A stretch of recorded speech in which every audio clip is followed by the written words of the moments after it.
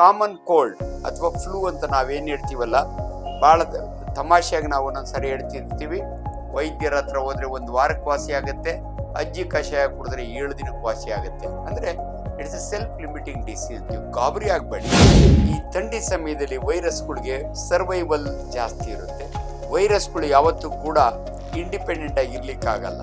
ಅದು ಮನುಷ್ಯನ ದೇಹಕ್ಕೆ ಹೋಗ್ದಾಗ ಮಾತ್ರ ಆ ಸಿಂಪ್ಟಮ್ಸ್. ಅದರೊಳಗಾಗಿ ನೆಗಡಿ, ಕೆಮ್ಮು, ಜ್ವರ ಬಹಳ ಬೇಗ ಬೆಳಗಿನ ಜಾವ ಕೊರೆ ಬೀಳ್ತಿರುತ್ತದೆ. ಕೊರೆಗಾಲ ಅಂತಾರೆ. ಮಂಜು ಬೀಳ್ತಾ ಇರುತ್ತೆ, ಇಬ್ಬನಿ ಬೀಳ್ತಾ ಇರುತ್ತೆ. ಇಂಥ ಸಮಯದಲ್ಲಿ ಆದಷ್ಟು ಕೂಡ ನಿಮ್ಮ ಮಕ್ಕಳನ್ನ ಬೆಳಗ್ಗೆ ಹೊತ್ತು ಚಳಿಯಲ್ಲಿ ಹೊರಗಡೆ ಹೋಗ್ಲಿಕ್ಕೆ ಬಿಡಬೇಡಿ.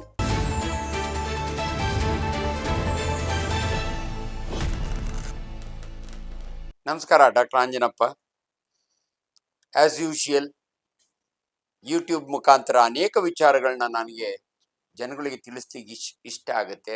ಡಾಕ್ಟರ್ ಆಂಜನಪ್ಪ ಇವತ್ತು ಬಾಸ್ ಟಿವಿಯ ಮುಖಾಂತರ ಚಳಿಗಾಲ, ನಿಮ್ಗೆಲ್ರಿಗೂ ತಿಳಿದಂಗೆ ಇಷ್ಟು ಬೇಗನೆ ಚಳಿಗಾಲ ಶುರುವಾಗ್ತಿರ್ಲಿಲ್ಲ. ಈ ವರ್ಷ ಚಳಿಗಾಲ ಸ್ವಲ್ಪ ಬೇಗ ಬಂದಿದೆ. ನಮ್ಮ ದೇಶ it's A country of seasons ಅಂತೀವಿ, ಋತುಗಳು. ಅಂಡ್ ಯಾಕೆ ಋತುಗಳ ಬಗ್ಗೆ ವೈದ್ಯರು ಕನ್ಸರ್ನ್ ಅಂದ್ರೆ, ಒಂದೊಂದು ಋತುವಿನಲ್ಲಿ ಒಂದೊಂದು ರೀತಿಯ ಕಾಯಿಲೆಗಳಿರ್ತವೆ. ಬೇಸಿಗೆಯಲ್ಲಿ ಬರುವ ಕಾಯಿಲೆ ಬೇರೆ, ಮಳೆಗಾಲದಲ್ಲಿ ಬರುವ ಕಾಯಿಲೆ ಬೇರೆ, ಚಳಿಗಾಲದಲ್ಲಿ. ಸೊ ಅದಕ್ಕೆ ಕೆಲವು ವಿಚಾರಗಳು, ಆಮೇಲೆ ನಿಮಗೆ ಹೆಂಗೆ ನಿಮ್ಮನ್ನು ನೀವು ಪ್ರೊಟೆಕ್ಟ್ ಮಾಡ್ಕೋಬೇಕು ಅನ್ನೋದ್ರ ಬಗ್ಗೆ ಕೆಲವು ಮಾಹಿತಿಗಳು. ಈ ಚಳಿಗಾಲದಲ್ಲಿ ನೋಡಿ, ವೈರಲ್ ಡಿಸೀಸಸ್ ತಮಗೆಲ್ರಿಗೂ ಗೊತ್ತಿದ್ದಂಗೆ ಕೊರೋನಾ ಹೆವಾಕ್ ಕ್ರಿಯೇಟ್ ಮಾಡಿಬಿಡ್ತು. ಅದರ ರೀತಿಯ ಅನೇಕ ವೈರಸ್ಗಳು ಭೂಮಿ ಮೇಲಿರ್ತವೆ. ಈ ವೈರಸ್ಗಳು ಮನುಷ್ಯನಿಗೆ ತೊಂದರೆ ಕೊಡ್ತವೆ. ಅದರೊಳಗಾಗಿ ಕಾಮನ್ ಕೋಲ್ಡ್, ಅದನ್ನ ಫ್ಲೂ ಅಂತಾರೆ. ಎಷ್ಟು ಕಾಮನ್ ಅಂದ್ರೆ, ಇದು ಮಕ್ಕಳಲ್ಲಾಗ್ಲಿ, ದೊಡ್ಡವರಾಗ್ಲಿ, ಹೆಣ್ಣು ಮಕ್ಕಳಲ್ಲಾಗಲಿ, ಹಿರಿಯರಲ್ಲಾಗ್ಲಿ ನೆಗಡಿ, ಕೆಮ್ಮು, ಜ್ವರ ಬರೋದ್ರಿಂದ ಇದನ್ನ ಕಾಮನ್ ಕೋಲ್ಡ್ ಅಂತೀವಿ ನಾವು. ಫ್ಲೂ ಜ್ವರ. ಈ ಥಂಡಿ ಸಮಯದಲ್ಲಿ ವೈರಸ್ಗಳಿಗೆ ಸರ್ವೈವಲ್ ಜಾಸ್ತಿ ಇರುತ್ತೆ. ಅಂಡ್ ನಿಮಗೆ ತಿಳಿದಂಗೆ ವೈರಸ್ಗಳು ಯಾವತ್ತೂ ಕೂಡ ಇಂಡಿಪೆಂಡೆಂಟ್ ಆಗಿ ಇರ್ಲಿಕ್ಕಾಗಲ್ಲ. ಅದು ಮನುಷ್ಯನ ದೇಹಕ್ಕೆ ಹೋಗ್ದಾಗ ಮಾತ್ರ ಆ ಸಿಂಪ್ಟಮ್ಸ್. ಅದರೊಳಗಾಗಿ ನೆಗಡಿ, ಕೆಮ್ಮು, ಜ್ವರ ಈ ಚಳಿಗಾಲದಲ್ಲಿ ಬಹಳ ಕಾಮನ್ ಆಗುತ್ತೆ. ಅದಕ್ಕೆ ಬಹಳ ಸರಿ ನಾವು ಹೇಳ್ತೀವಿ, ಮಕ್ಕಳನ್ನ ಬಹಳ ಬೇಗ ಬೆಳಗಿನ ಜಾವ ಕೊರೆ ಬೀಳ್ತಿರುತ್ತದೆ. ಕೊರೆಗಾಲ ಅಂತಾರೆ. ಮಂಜು ಬೀಳ್ತಾ ಇರುತ್ತೆ, ಇಬ್ಬನಿ ಬೀಳ್ತಾ ಇರುತ್ತೆ. ಇಂಥ ಸಮಯದಲ್ಲಿ ಆದಷ್ಟು ಕೂಡ ನಿಮ್ಮ ಮಕ್ಕಳನ್ನ ಬೆಳಗ್ಗೆ ಹೊತ್ತು ಚಳಿಯಲ್ಲಿ ಹೊರಗಡೆ ಹೋಗ್ಲಿಕ್ಕೆ ಬಿಡಬೇಡಿ. ಮಫ್ಲರ್ ಕಟ್ಟಿ, ಕಿವಿಯಲ್ಲಿ ಕಾಟನ್ ಇಡಿ, ಇವೆಲ್ಲ ಇಂಪಾರ್ಟೆಂಟು. ಸ್ವೆಟ್ರ್ ಹಾಕಿ. ಇವೆಲ್ಲ ಎಷ್ಟು ಸಿಂಪಲ್ ಅಂದರೆ, ನಿಮಗೆ ಈ ಪ್ರಿಕಾಷನ್ ತಗೊಂಡ್ರೆ ಮಕ್ಕಳಿಗೆ ನೆಗಡಿ, ಕೆಮ್ಮು ಬರಲ್ಲ. ಇನ್ನೊಂದು ವಿಶೇಷ ಅಂದರೆ, ಕಾಮನ್ ಕೋಲ್ಡ್ ಅಥವಾ ಫ್ಲೂ ಅಂತ ನಾವೇನು ಹೇಳ್ತೀವಲ್ಲ, ಭಾಳ ತಮಾಷೆಯಾಗಿ ನಾವು ಒಂದೊಂದ್ಸರಿ ಹೇಳ್ತಿರ್ತೀವಿ. ವೈದ್ಯರ ಹತ್ರ ಹೋದ್ರೆ 1 ವಾರಕ್ಕೆ ವಾಸಿ ಆಗುತ್ತೆ, ಅಜ್ಜಿ ಕಷಾಯ ಕುಡಿದ್ರೆ 7 ದಿನಕ್ಕೆ ವಾಸಿ ಆಗುತ್ತೆ. ಅಂದ್ರೆ it's A self limiting disease ಅಂತೀವಿ. ಗಾಬರಿ ಆಗಬೇಡಿ. ಬಟ್ ಕೊರೋನಾ ಬಂದು ಹೋದ್ಮೇಲೆ ಪ್ರತಿಯೊಬ್ಬರಿಗೂ ಕೂಡ ಸ್ವಲ್ಪ ನೆಗಡಿ, ಕೆಮ್ಮು ಮಕ್ಕಳಿಗೆ ಬಂದ ತಕ್ಷಣ ಭಯ ಬರುತ್ತೆ. ದಯವಿಟ್ಟು ಭಯ ಬೀಳ್ಬೇಡಿ. It's a common cold, it's a flu, it's an influenza. ಬೇಕಾದಷ್ಟು ವೆರೈಟೀಸ್ ಆಫ್ ಫ್ಲೂ ವೈರಸ್ಗಳಿದಾವೆ. ಅವು ಮ್ಯೂಟೇಷನ್ ಆಗ್ತಾನೆ ಇರ್ತವೆ.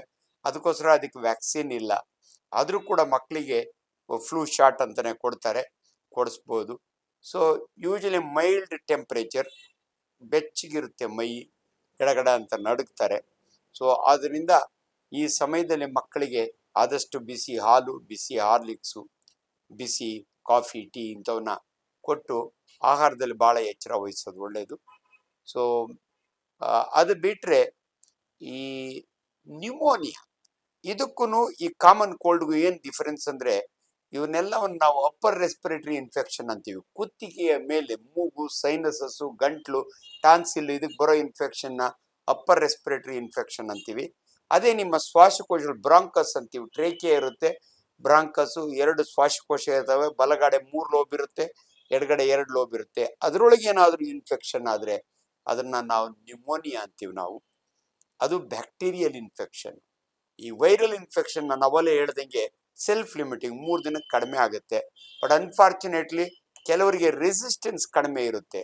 ಸಕ್ಕರೆ ಕಾಯಿಲೆ ಇರೋರಿಗೆ, ಕ್ಯಾನ್ಸರ್ಗೆ ಟ್ರೀಟ್ಮೆಂಟ್ ತಗೊಳ್ತಿರೋರಿಗೆ, ಜಾಂಡೀಸ್ ಇರೋರಿಗೆ, ಇಂಥ ಜನಗಳಿಗೆ ದೇಹದ ಇಮ್ಯೂನ್ ಸಿಸ್ಟಮ್ ವೀಕ್ ಇರುತ್ತೆ, ಇಮ್ಯುನಿಟಿ ಕಡಿಮೆ ಇರುತ್ತೆ. ಅಂಥವ್ರಿಗೆ ಫರ್ದರ್ ಕಾಂಪ್ಲಿಕೇಶನ್ ಆಗ್ಬೋದು.